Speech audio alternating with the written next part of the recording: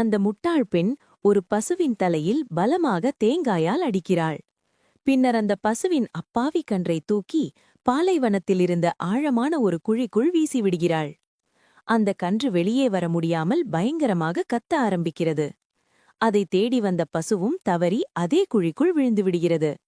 இருவரும் சேர்ந்து உதவி கேட்டு உரக்க கத்துகிறார்கள்.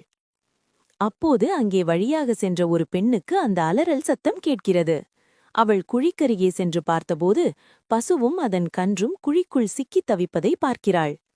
இருவரையும் காப்பாற்ற வேண்டும் என்று முடிவு செய்து அருகிலிருந்த சிவலிங்கத்திடம் ஓடிச் சென்று அமர்ந்து நடந்த அனைத்தையும் சொல்லி வேண்டிக் கொள்கிறாள்.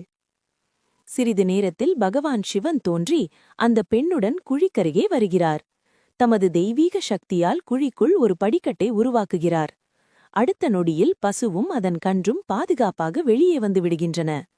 பசுவும் அதன் கன்றும் மகிழ்ச்சியில் குதித்து ஆடுகின்றன. ஆனால் சிவனுக்காக யாரும் லைக் சப்ஸ்கிரைப் பண்ணல. Download ShareChat.